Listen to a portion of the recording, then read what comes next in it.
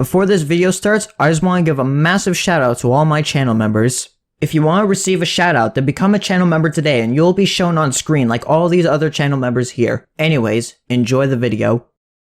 Yearly celebrations around the world are held all across the year. Some of them are to celebrate a person or event, some to celebrate a holiday, or others to celebrate the start or end of an ongoing event. Many games celebrate different holidays and events that happen all around the world, whether it be Team Fortress 2's Scream Fortress for Halloween or Fortnite's Winterfest to celebrate Christmas. These events usually come with limited time items to match that season they're celebrating, and the Battle Cats is no different. The seasonal Ubers are variants of existing Ubers that come around during certain holidays. In this video, I go over every single seasonal Uber as of version 12.5 and will be comparing them to their non-seasonal counterparts. I'm going to be going in order of which seasonal event occurs from the start of the year to the end of the year. This means I will be covering the Valentine's, White Day, Easter, June Bride, Summer, Halloween, and Christmas Ubers in that order. All of the stats mentioned are their level 30 stats with max treasures, and since none of the seasonal Ubers have talents, they won't be brought up, though with one exception, but we will cover that when we get there. This video also only discusses the difference between the variants, so if they share a stat or share an ability, it won't be mentioned, like the Kai variants having resist. If you enjoyed this lengthy analysis of comparing Ubers with each other, then give this video a like, and if you haven't already, subscribe to the channel as this lets me know that this is the sort of content you guys enjoy. Also, leave a comment down below as to which seasonal Uber is your favorite. Anyways, let's compare some Ubers.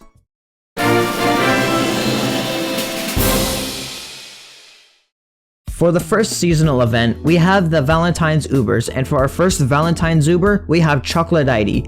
She is a variant of Mega Aphrodite from the Almighties. Chocolatity deals massive damage to red and black enemies, while Aphrodite deals massive damage to aliens. Chocolatity deals 34,000 damage, or 130,000 damage to her targets, while Mega Aphrodite deals 40,800 damage, or 163,200 damage to aliens. This means that Chocolatity only deals 83% of the damage base Aphrodite does. Chocolatity has 2,841 DPS or 11,364 DPS against her targets, whereas Mega Aphrodite has 3,409 DPS or 13,637 DPS against aliens. The last difference is that Chocolatity has a standing range of 550 range, whereas Mega Aphrodite has a standing range of 600.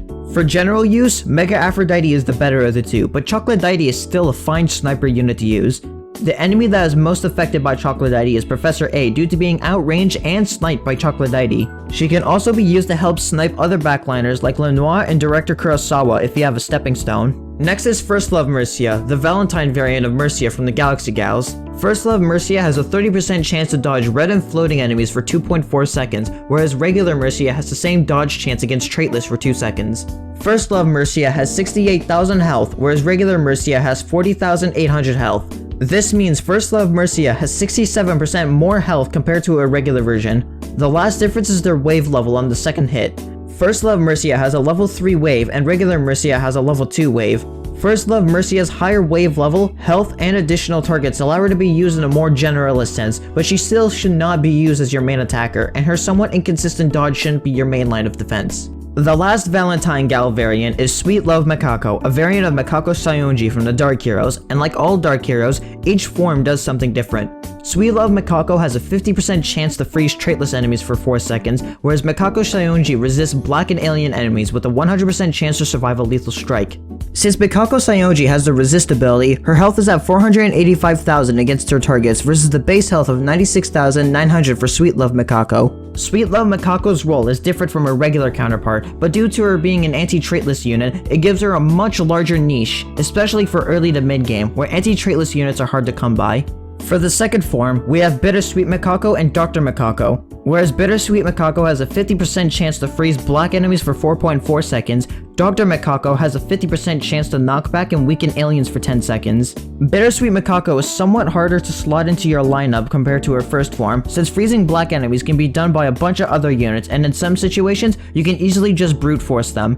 However, if you lack options, she still does a good job at what she does. Lastly is Minty Love Makako and Mission Control Makako. Just like the other forms, Minty Love Makako has a 50% chance to freeze relic enemies for 4 seconds, but with an addition to an immunity to curse. Mission Control Mikako, on the other hand, deals massive damage against alien enemies, dealing 136,000 damage to aliens and has a 100% chance to slow them for 6 seconds. As an anti-relic crowd control unit, Minty Love Mikako can be super useful against the majority of the threats in Uncanny Legends. She's also one of the few uber relic crowd controllers that don't require talents to unlock their relic targeting, making her not only resource safe, but also extremely helpful for a lot of early Uncanny Legends progression. Later on, her usage does fall off a tiny bit just because of how many anti-relic units you unlock while going through Uncanny Legends, but she still does a good job at freezing her targets.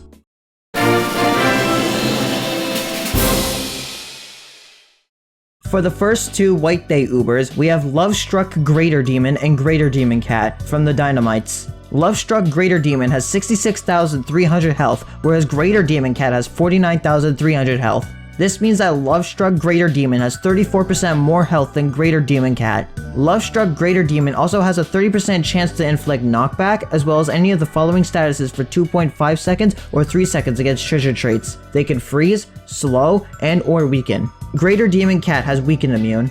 This unit tries to do something different compared to its original counterpart, being a statuser, but it doesn't really work since a unit with this build can really only work if they have tons of health, but it could work as a general debuffer during the early to mid game, but falls off hard later on. Little detail, but Love-Struck Greater Demon also has the same health as Balrog Cat, but lacks all of the offensive capabilities of it. Next up is White Butler Vigler, a variant of Detective Vigler from the Dark Heroes. The only differences are their targets and abilities. Detective Vigler targets floating and aliens, whereas White Butler Vigler targets Red and Aku, but also has the added effects of a 50% chance to pierce an Aku shield and has surge immunity for his Aku matchup. White Butler Vigler's main issue is his Lawn Force Swing, a trait shared by his regular counterpart, but if he can keep the defense up, then the hit will usually be worth it.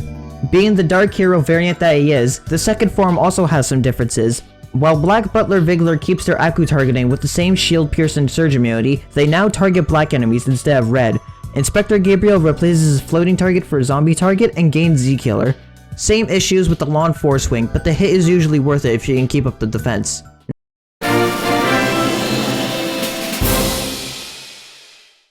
Now for what effectively feels like two different units just because of how many differences there are, we have Spring Breeze Kenshin, the first Easter variant of the video and a variant of Immortal Kenshin of the War God set. First off, Spring Breeze Kenshin targets angels, but they also have Colossus Slayer and are immune to weaken, whereas Immortal Kenshin targets black enemies. Spring Breeze Kenshin only has 81% of the base health of Immortal Kenshin, but deals 6% more damage. She deals 29,275 base damage, 52,695 damage against angels, 46,840 damage against Colossus enemies, and 84,312 damage against Angel Colossus enemies. On the more simple side, Immortal Kenshin deals 27,575 damage while dealing 49,635 damage against black enemies. For the health comparison, Spring Breeze Kenshin has 61,540 health, whereas Immortal Kenshin has 75,820 health. Against angels, Spring Breeze Kenshin has 153,850 health against angels, 97,914 against Colossus enemies, and 219,785 health against Angel Colossus enemies. Immortal Kenshin has 189,550 health against black enemies. In terms of DPS, Immortal Kenshin has 6,412 DPS, 11,543 DPS against black enemies. Spring Breeze Kenshin has 6,056 DPS, 10,902 DPS against angels, 9,691 DPS against Colossus enemies, and 17,443 DPS against Angel Colossus enemies. Spring Breeze Kenshin has a TBA of 3.67 seconds, while Immortal Kenshin has a TBA of 3.13 seconds. Lastly, Immortal Kenshin has 405 range with 18 speed, and Spring Breeze Kenshin has 410 range with 13 speed. Spring Breeze Kenshin is a pretty good anti-angel attacker and a great unit for Archangel Excel's Gauntlet and Chibanel. Her weaken immunity also allows her to be an amazing unit to use against Winged Piggy, who is famous for being one of the most difficult enemies for most people to fight. Her knockback ability is usually activated more often than her regular counterpart, since angels tend to have more health than their black counterparts, making them take longer to get knocked back. Now for a unit that has more simple changes, this being Bunny and Canard, the Easter variant of Warlock and Pierre. Bunny and Canard have 9.6% more health than the health of Warlock and Pierre, as Bunny and Canard has 115,600 health and Warlock and Pierre has 105,400 health. Bunny and Canard target red and black enemies only, while Warlock and Pierre targets alien and floating only. Bunny and Canard are immune to freeze and slow, while Warlock and Pierre is unique for being the only unit with the base destroyer ability. Lastly, Bunny and Canard cost 5,910 cents to send out, while Warlock and Pierre cost 6,135 cents. Like their regular counterpart, they excel when fighting against red and black enemies thanks to their sheer damage output, though their immunities are a bit odd since most red and black enemies usually tend to rely on brute force over status effects, but against enemies like Professor A and Baku, it makes them much easier to fight with their immunities. Next is Disciple Psychoduck and Dark Merchant Babel. They have the same health and cost as their last forms, but now Disciple Psychoduck targets red and zombies with Zombie Killer, and Dark Merchant Babel targets alien and angels while also having the double bounty ability. Disciple Psychoduck, like every other version of Warlock and Pierre, is an amazing unit for dealing with their targets. Psychoduck's high health means they can take a hit or two from an unburrowing zombie and take a huge chunk of their health away, if not straight up kill the enemy. This unit, if obtained early enough into a player's save, can make a lot of outbreak stages much easier to beat. Lastly is Malevolent Mad Duck and Mad Dr. Clay. While Malevolent Mad Duck keeps the same stats, Mad Dr. Clay gets a massive stat boost to both his health and attack. Mad Dr. Clay deals 50% more damage and has 36% more health than Malevolent Mad Duck, but whereas Malevolent Mad Duck keeps two traits, these being Red and Aku, Mad Dr. Clay only gets to target alien.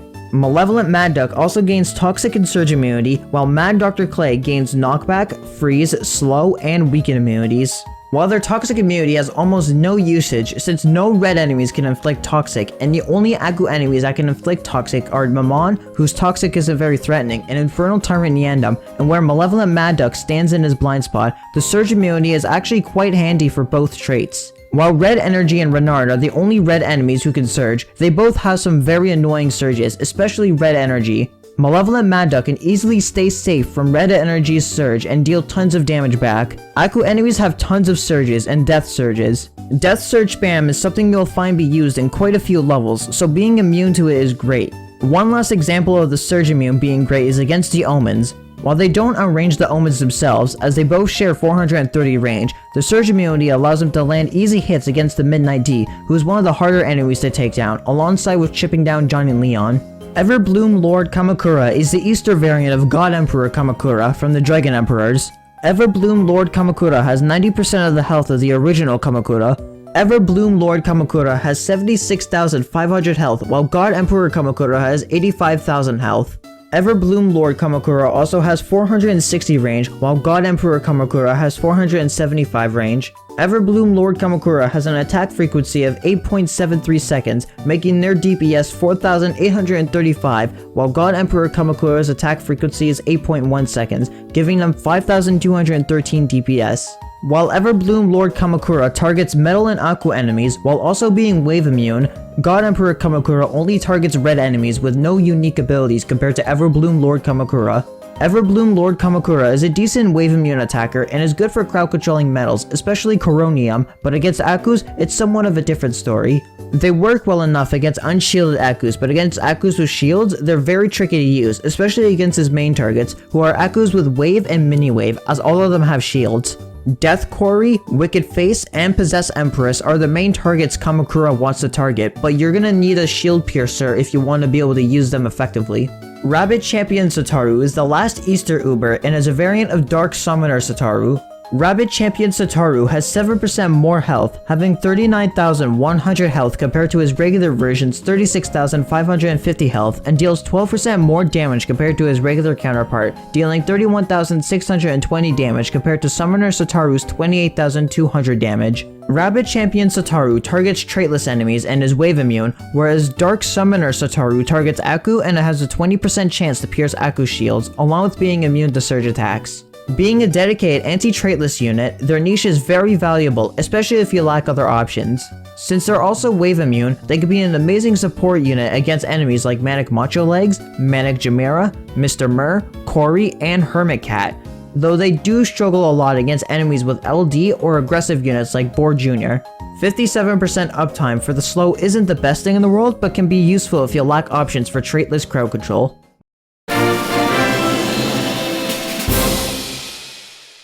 Wedding Chronos is one of the two June Bride Ubers and is a variant of Chronos the Infinite. Wedding Chronos has 51,000 health compared to Chronos the Infinite's 45,900 health, giving Wedding Chronos 11% more health.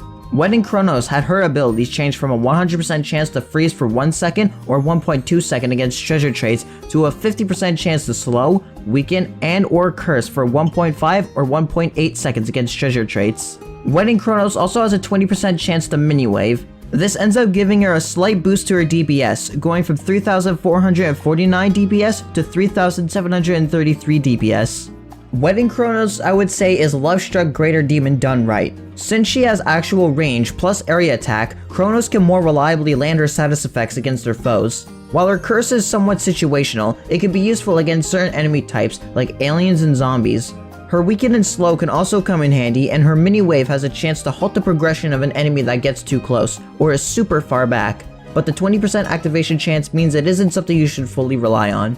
The second Uber is Betrothed Pastalan, who is a variant of Balalan Pastalan from the Nekulugas. There are a few differences. The biggest one is the attack stat. Betrothed Pastalan can deal up to 32,385 damage, 10,795 damage per hit from the multi-hit, where the range is split between -310 to 540, -635 to 590, and -960 to 640 range.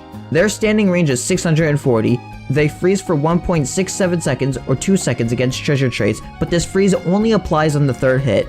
This also makes their DPS 3,249. For Balalan Pasalan, they deal 187 damage with a mind-boggling 11 DPS. They freeze for 2.33 seconds or 2.8 seconds against treasured enemies. They also have a standing range of 940. Betrothed Pasalan also has a TBA of 6.67 seconds, giving them an attack frequency of 9.97 seconds, while Balalan Pasalan has a TBA of 13.3 seconds, meaning their attack frequency is 16.43 seconds. Betrothed Pasalan's freeze lasts only 71% the time Balalan's freeze time does. This unit is very wonky due to the multi-hit they possess, making their damage cut off randomly because they knock back an enemy. Their freeze also only being on the last hit also doesn't make them that reliable of a crowd controller because of the previous issues mentioned.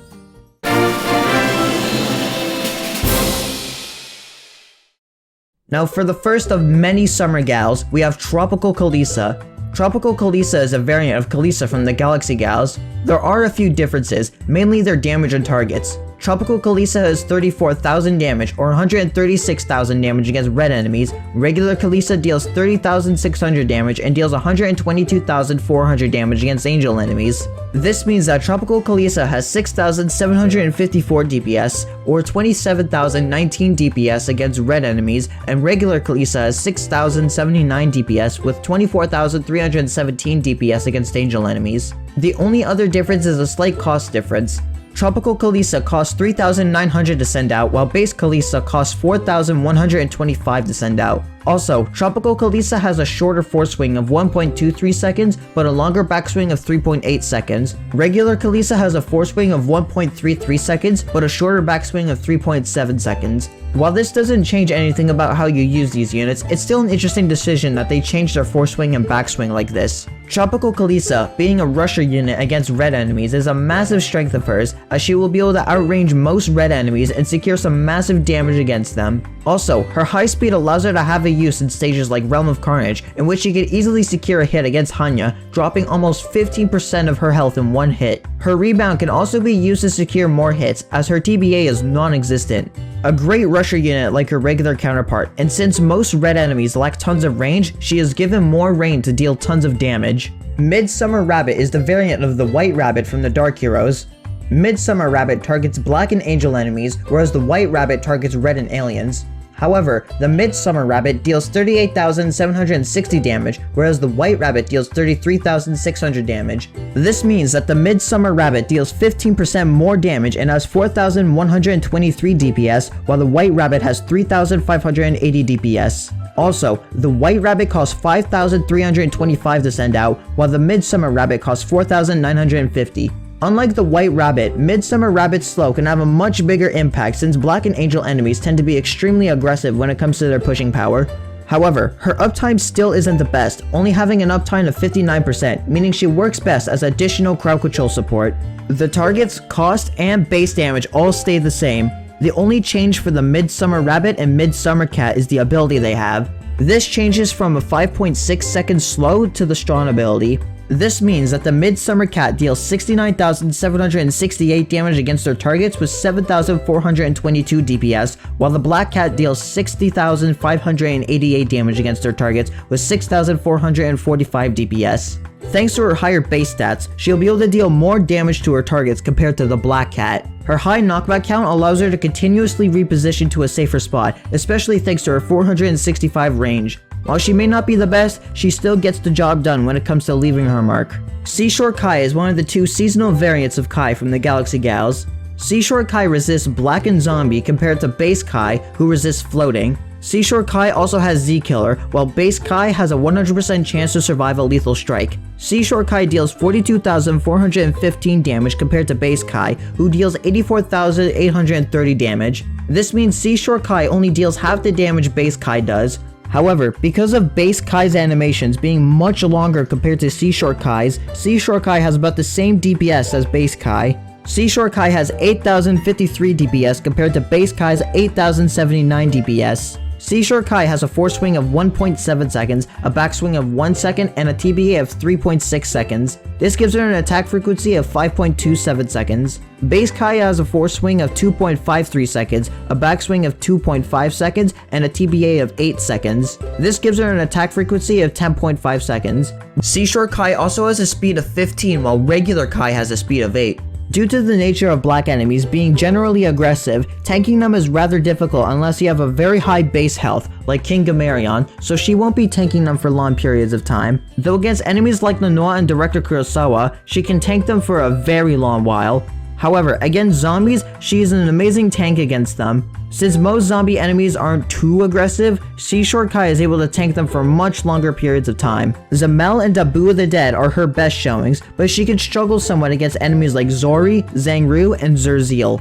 Though I would argue her worst matchup is against Lord Gravy, as her attack animation is too long to even hit Gravy thanks to their 100% knockback. An okay tank against black enemies, but a good one against zombies. Wave Rider Ku is the summer variant of Ku, also from the Galaxy Gals. Wave Rider Ku targets floating and zombie enemies with Zombie Killer, while Base Ku targets red and black enemies. Wave Rider Ku has 56,100 health, 140,250 health against her targets, while Base Ku has 39,100 health, 97,750 health against her targets. This means Wave Rider Ku's base health is 43% more health than Base Ku's. Wave Rider Ku deals 47,600 damage, 85,680 damage against her targets, while Base Ku deals 62,900 damage, 113,220 damage against her targets. This means Wave Rider Ku only deals 76% of the damage that Base Ku has. However, because of more attack frequency shenanigans, Wave Rider Ku has 24% more DPS. This comes down to how Wave Rider Ku has a TBA of 9 seconds, giving her an attack frequency of 10.97 seconds, while Base Ku has a TBA of 16 seconds, giving her an attack frequency of 17.97 seconds. Wave Rider Ku has 4,340 DPS, 7,812 DPS against her targets, while Base Ku has 3,500 DPS, 6,301 DPS against her targets. Also, Wave Rider Ku has 12 speed, while Base Ku has 13 speed. Wave Rider Ku has 400 range, while Base Ku has 380 range. Wave Rider Ku is able to tank more hits compared to her regular counterpart, and her faster attack rate allows her to land more hits against her targets. The biggest issue is that, like regular Ku, she has a somewhat long force swing. This can cause her to miss her attack sometimes. Against zombies specifically, this could be an issue if a zombie is able to burrow, making them secure from her attacks. The best way to use her is against zombies that either don't burrow, like Lord Gravy, or difficult zombies after they have burrowed, like Cadaver Bear, as her 400 standing range can keep her safe if you properly meet shield. Her floating matchup is pretty good, as she can outrange most floating enemies. She is able to deal some nice damage to them as well, giving your units an easier time dealing with them. Sea Breeze Coppermine is a variant of Coppermine from, once again, the Galaxy Gals. Sea Breeze Coppermine targets red, black, and metal, while Base Coppermine targets floating. Sea Breeze Coppermine freeze lasts for 4.4 seconds, while Base Coppermine's freeze lasts for 5.6 seconds. Sea Breeze Coppermine has higher stats in multiple fields compared to her base form. She has 39,100 health compared to base Coppermine's 33,320 health. She also deals 29,100 damage with 4,722 DPS versus base Coppermine's 25,840 damage with 4,101 DPS. Seabreeze Coppermine also has 375 range compared to base Coppermine's 335 range. Seabreeze Coppermine's freeze up time of 58% along with her 50% chance to freeze is really difficult to utilize since you can really expect to freeze every 12 seconds on average. Her best role is against metals thanks to the fact that most units aren't able to crowd control metal, especially those with a decent standing range. However, for her red and black matchup, you will probably have better options.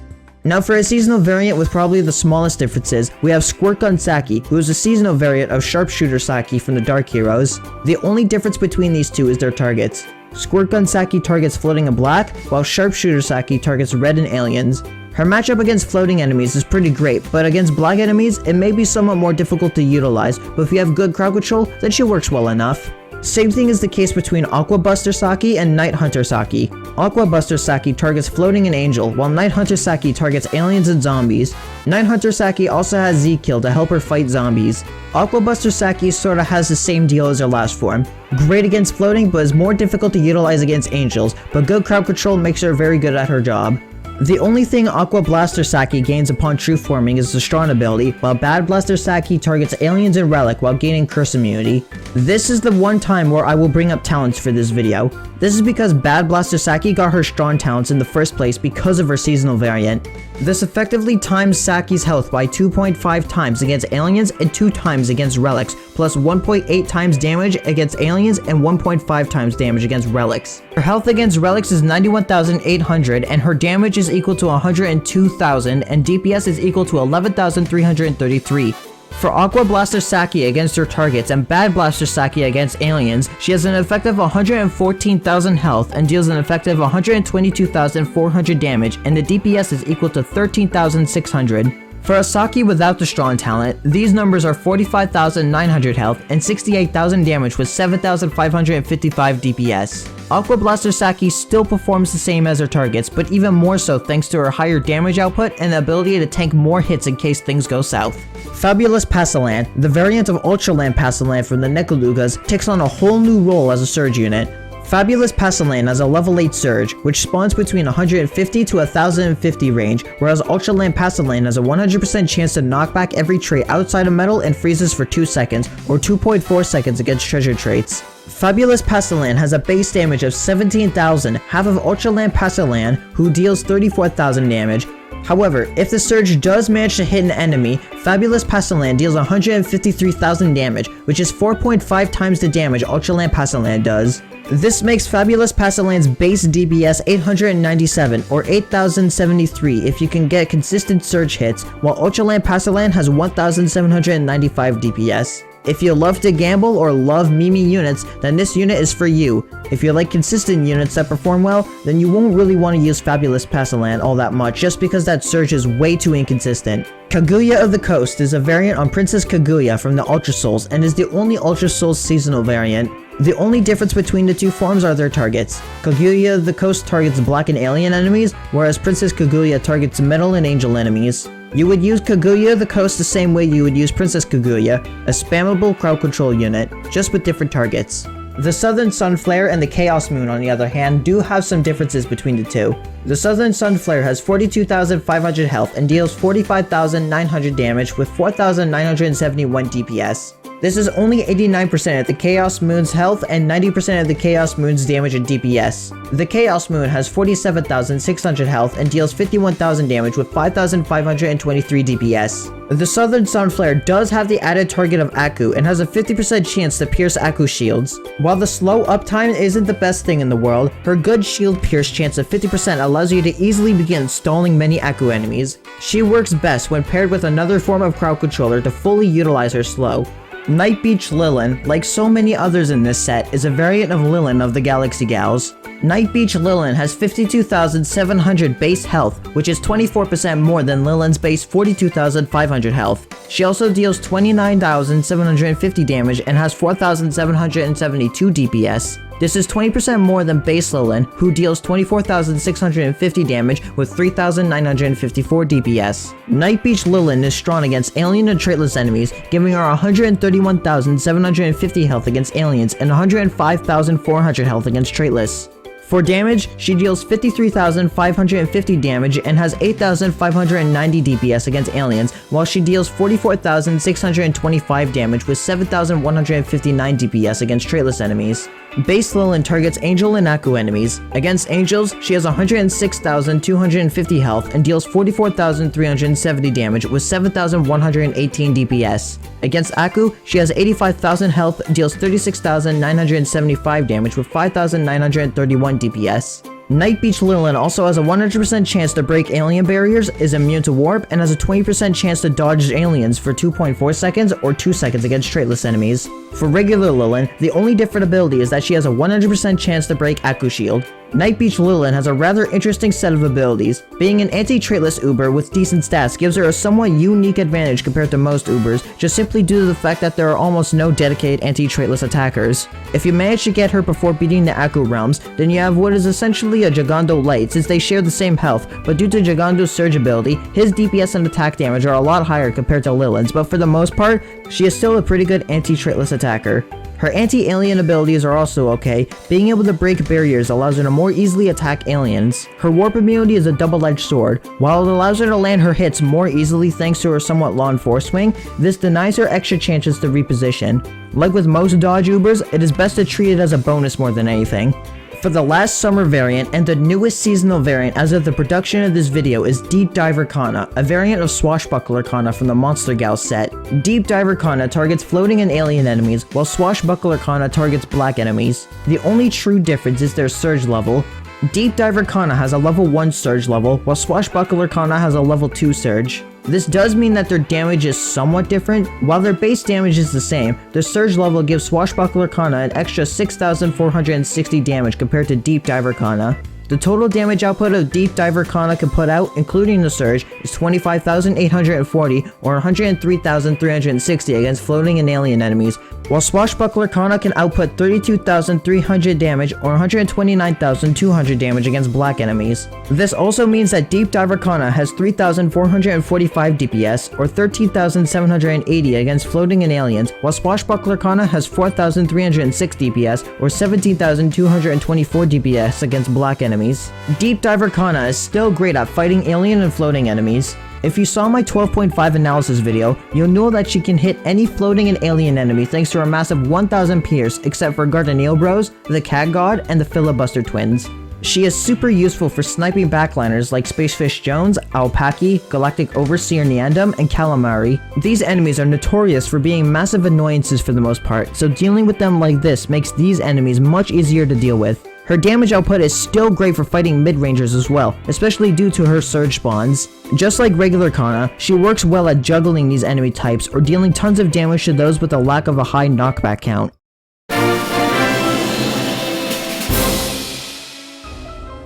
Now that we're finally done with the summer Ubers, we can now cover the Halloween Ubers. The first one being Hallowindy, the Halloween variant of Windy from the Galaxy Gals. Instead of targeting floating enemies, Hallowindy targets aliens. Hallowindy has 38,250 health, which is 50% more than Windy Type A's 25,500 health. She has a base damage of 55,335 damage, dealing 221,340 damage against aliens, while Windy Type Alpha deals 43,435 damage, while dealing 173,740 damage against floating enemies. In terms of DPS, Hallowindy has 4,068 base DPS, and against aliens, this number goes to 16,275 DPS. For base Windy, she has 3,193 base DPS, translating to 12,775 DPS against floating enemies. Hallowindy also has 15 more range than base Windy. She has a range of 435 compared to Windy's 420 range. She also has 9 speed, which is faster than Windy's 6 speed. Hallowindy also has a slightly faster recharge, recharging every 97.87 seconds compared to base Windy's 102.27 second cooldown. Hallowindy still isn't great outside of her target, but her performance against aliens is pretty nice. Dealing 221,000 damage means she can nuke most aliens in 1 to 2 shots. She is reliable enough at her job to where she can get most things done, but she does fall off eventually. Spooky Thundia, another variant of a Galaxy Gals Uber, this being Thundia. Spooky Thundia has a new target, this being black compared to Thundia's red targeting. Spooky Thundia also has 38,250 health, 50% more than Thundia's 25,500 health. She also deals 55,335 damage or 221,340 damage to black enemies compared to base Thundia's 43,435 damage or 173,740 damage against red enemies. This gives Spooky Thundia 27% more damage than base Thundia. Spooky Thundia has 4,181 DPS or 16,725 DPS against black enemies compared to base Thundia's 3,282 base DPS or 13,128 DPS against red enemies. Spooky Thundia has a range of 425, 15 more than Thundia's 410 range. She also has a speed of 8, which is slightly faster than base Thundia's 5 speed. Lastly, Spooky Thundia has a 95.2 second cooldown, whereas base Thundia's cooldown is 106 seconds. Black enemies tend to be more difficult to hit for a unit like this than, say, red enemies due to their high knockback counts of most black enemies, so it's best to use her on those with a lack of knockbacks, such as Dark Otter or those with a high health pool, like Bum Bum Black. If you don't have many other options, she still works fine, but she may miss her hit sometimes. For the first seasonal Uber to get a true form, we have Queen Succubus Cat. She is a variant of Ice Crystal Cat from the Dynamites. Compared to the last two variants, Queen Succubus doesn't have that many differences. Queen Succubus has a standing range of 385 compared to Ice Crystal's 425. She has a 75% chance to freeze angel enemies for 4.8 seconds or Akus for 4 seconds. Ice Crystal Cat, on the other hand, has a 100% chance to freeze red enemies for 4.8 seconds. With a cooldown of 57.87 seconds, you can reliably send her out into the battlefield and she will get some work done against angels and Akus. However, for her Aku matchup specifically, she needs to be supported with a shield piercer most of the time due to her low damage output and lack of shield pierce. Her lack of surge immunity also makes her vulnerable to death surges, though her fast cooldown doesn't make this as big of an issue compared to most anti-Aku Ubers who aren't surge immune, and a 75% freeze chance is reliable enough. She also performs pretty well against angels, even being able to outrange Sleipnir by 18 range and wing Piggy's Omni Strike by 35. Though since the uptime or freeze chance isn't 100%, they won't be stalled out forever, but if you get 2 onto the field, you will probably not struggle against these traits. Halloween Night Vars, which is my personal favorite seasonal design and one of my favorite designed units in this game, is a variant of God Emperor Vars of the Dragon Emperors. Halloween Night Vars has 61,200 health and God Emperor Vars has 76,500 health. Halloween Night Vars deals 23,765 damage, while God Emperor Vars deals 29,715 damage. Halloween Night Vars has 4,400 DPS, whereas God Emperor Vars has 5,502 DPS. This means that Halloween Night Vars has 80% the health, damage, and DPS compared to God Emperor Vars. Halloween Night Vars also has 445 range compared to God Emperor Vars' 460 range. Halloween Night Vars makes up for their slightly lower stats for more reliable crowd control compared to God Emperor Vars. While God Emperor Vars can only knock back black enemies at a 50% chance rate with a 50% chance to slow for 6 seconds, Halloween Night Vars not only has a 100% chance to knock back and slow for the same time, he also targets alien and zombie enemies along with having Z-Killer and a 50% chance to break barriers. Halloween Night Vars is able to permanently slow aliens and zombies due to having a guaranteed chance to slow, but do keep in mind that his knockback may prevent him from continuously slowing some enemies. His 50% barrier breaker can allow him to make quick work against most starred aliens, since they will be slowed and knocked back if Vars destroys the barrier. While their offensive stats aren't that high, their Z-kill is nice to have when Vars does get that final hit. Vars also makes an enemy like Cadaver Bear much easier to manage due to Vars being able to perma-slow them, preventing strong aggressive pushes from this bear. The last of the Halloween Ubers is Nosferatu Yukimura, who is a variant of War God Yukimura of the War God set. Nosferatu trades his black targeting for floating. Nosferatu Yukimura also has a speed of 70 compared to War God Yukimura's 65. This gives Nosferatu the in-between speed of War God Yukimura and Immortal Yukimura. Nosferatu Yukimura also deals 35,055 damage or 140,220 damage against floating enemies, while War God Yukimura deals 28,050 damage or 112,200 damage against black enemies. In terms of DPS, this gives Nosferatu Yukimura 7,676 base DPS or 30,705 DPS against floating enemies, compared to War God Yukimura's 6,142 DPS or 24,569 DPS against black enemies. The biggest difference is that Nosferatu Yukimura has an ability War God Yukimura doesn't have, this being a 30% chance to survive a lethal strike. This could sometimes give him that one last chance to deal a devastating blow against his target. This unit, being an anti-floating rusher, also works as a third Bahamut due to him having a decent attack stat, along with a higher speed. The 30% survival chance is great, as it allows him to sometimes deal that one last hit against the foe. As an anti-floating unit, this unit is still pretty good, as their extremely high speed can usually allow them to secure a few points of massive damage. Floating enemies with LD, such as Queen Bee or Hazuku, are the best enemies for Yukimura, as they can easily slip into their blind spots and take tons of health off of them. The best way to use this unit is to treat it as a stronger but more expensive version of Fishman with area attack.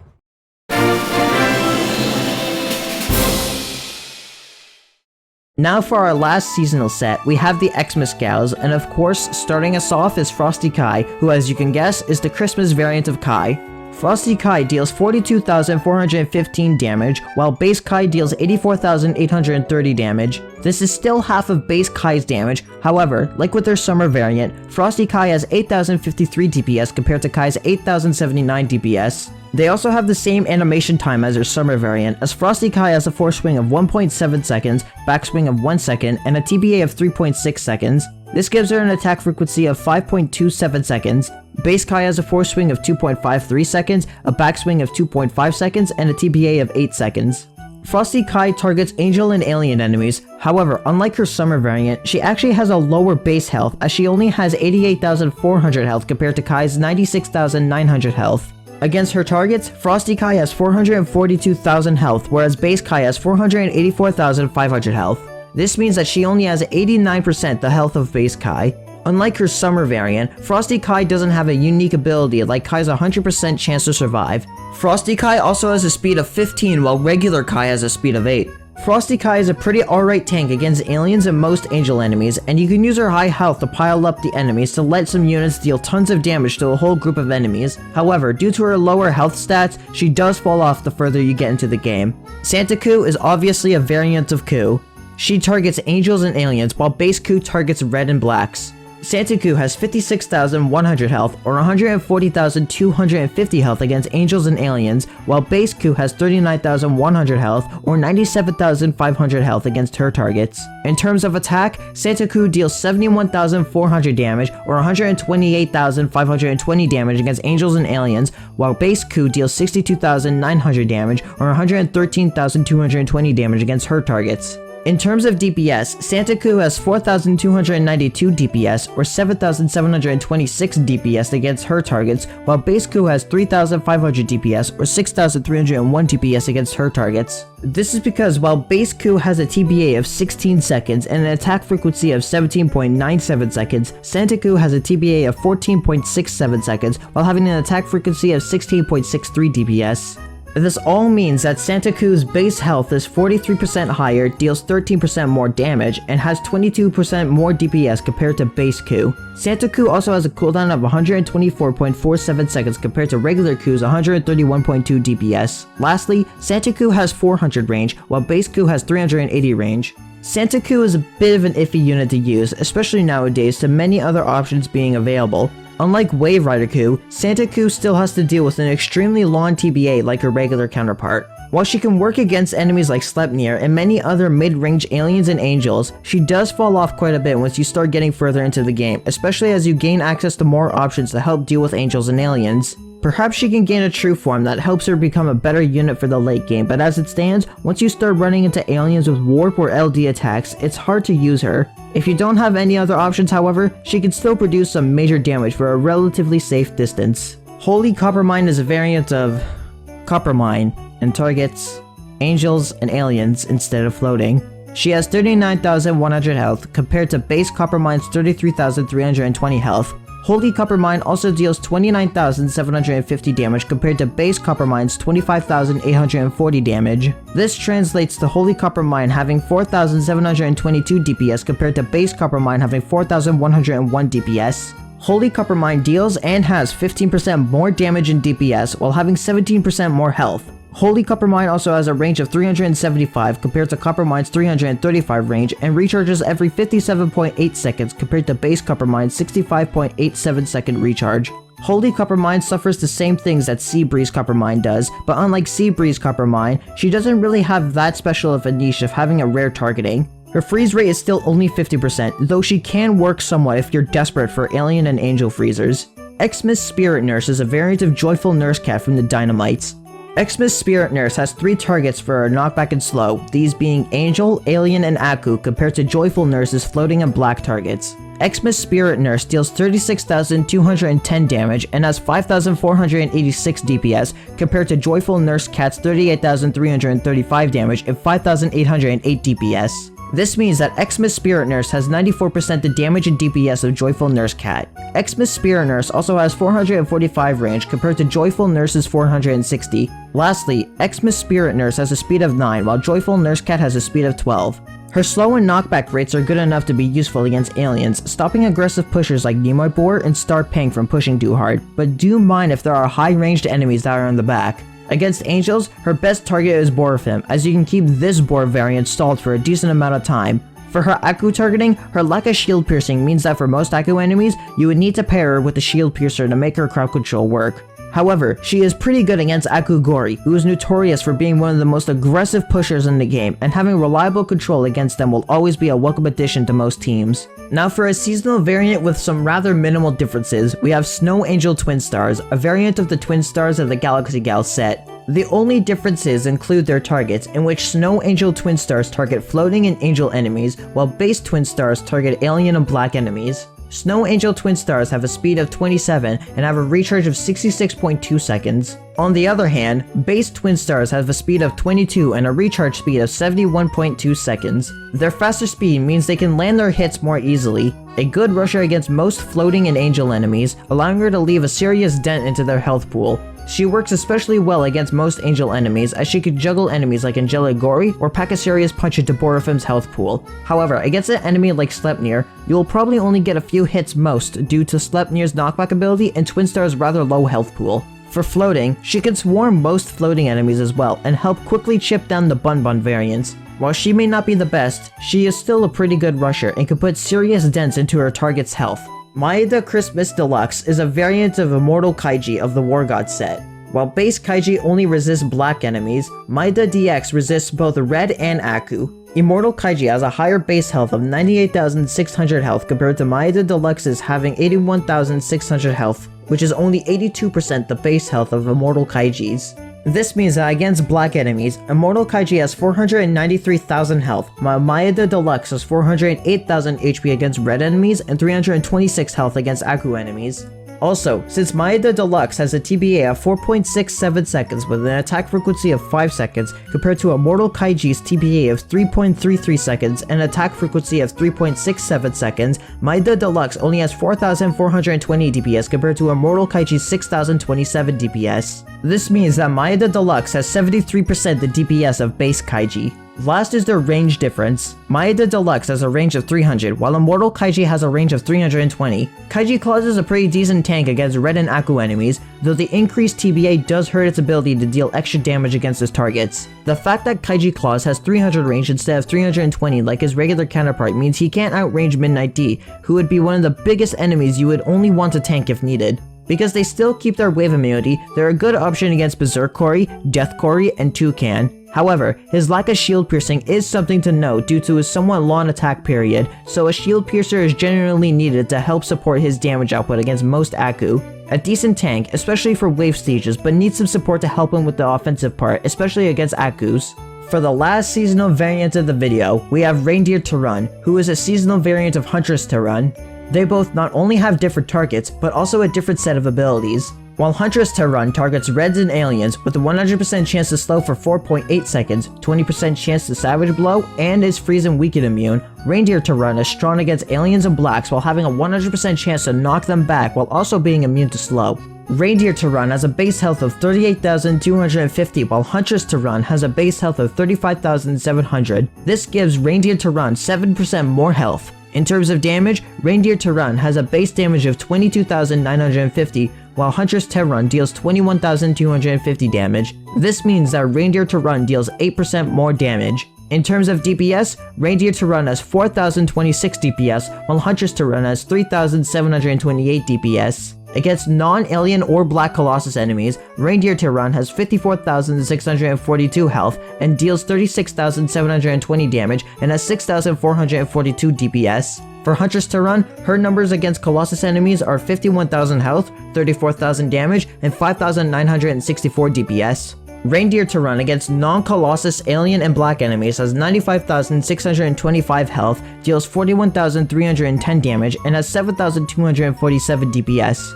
Against alien and black Colossus enemies, Reindeer Terran has 136,607 health, deals 66,096 damage, and has 11,595 DPS. Reindeer Terran's main gauntlet she deals with has been changed from Baron Seal to Super Hippo due to her not only getting strong, but also the black and alien targets along with a slight stat boost. However, due to the sheer damage output that comes from Super Hippo and Taki, you will need to invest in some levels for her to truly shine in this level. She really isn't doing much against Legrim, as she can only survive a single hit from Legrim at level 30. Against other non-Colossus alien or black enemies, her damage output and health are good enough, but the thing with the knockback ability against black enemies specifically is that in most situations, you will just get a natural knockback due to most black enemies having a high knockback count, though it is somewhat useful against Dark Otter if they're causing issues. However, since she also outranges Lenoir, you can use her to send this elephant back to the backline so it doesn't wipe out most of your units with a lower range. Against aliens, her knockback is more useful, as aliens don't have as much of a high knockback count compared to black enemies.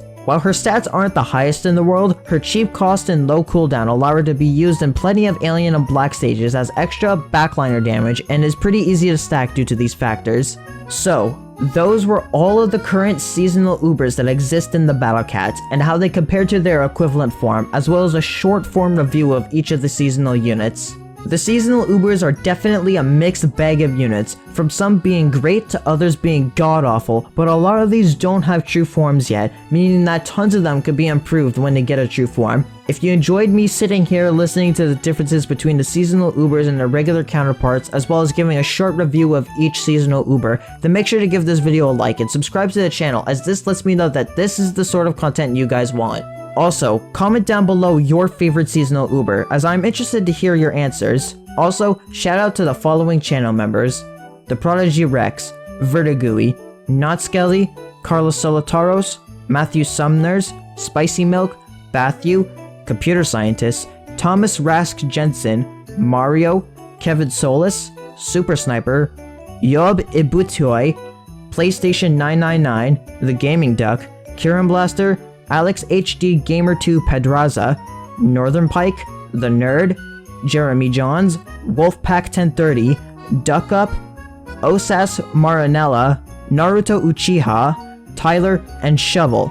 If you want to receive a shoutout at the end of these videos, then consider becoming a channel member, as this will also give you an exclusive role in my Discord server, for which you can find a link to in the description of this video. Anyways, I hope you have a wonderful day.